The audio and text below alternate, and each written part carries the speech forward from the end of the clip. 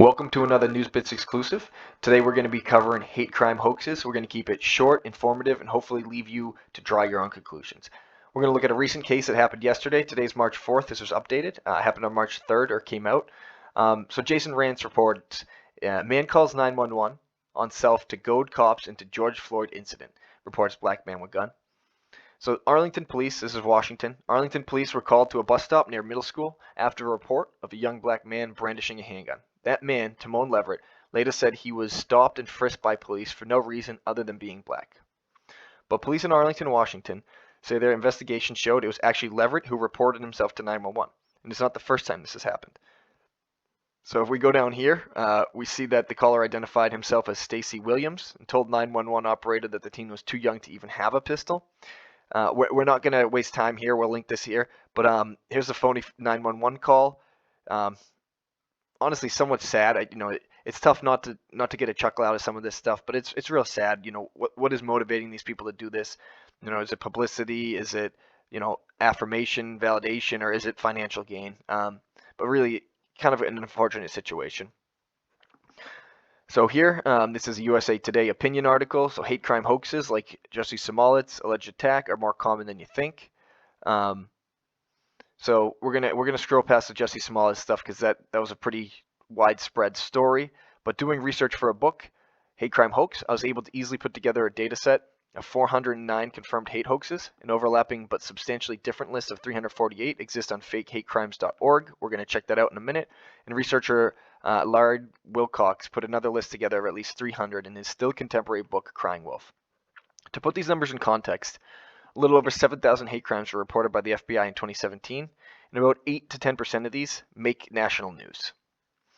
So they talk a little bit about what the motivation could be, and this is what's interesting to me. And if you guys saw my last video, I covered domestic terrorism, and the whole point of the whole focus on domestic terrorism in the United States is white people essentially murdering minorities, LGBTQ plus, or anyone that isn't white. That's really the coverage, and you guys can check that video out. I'm going to link it down in the description. But here we read this paragraph. However, hate crime hoaxes are calling attention to a problem that is a very small part of total crimes. There is very little brutally violent racism in modern USA, which is very positive. There's less than 7,000 real hate crime reported in a typical year. Interracial crime is quite rare. So 84% of murder victims and 93% of 84% of white murder victims, lowercase w, and 93% of black murder victims, uppercase B, are likely to be killed by a criminal of their own race. So if you're black, you're more likely to be killed by another black person. If you're white, you're more likely to be killed by another white person. But it looks like whites are actually murdered at a higher rate by other races. So I'm going to link the video below, but it's really frustrating to me that they're trying to push an agenda or a narrative that white people are the racist killers. I think that's absolute bullshit. The data, excuse me for swearing, but the data just does not support that.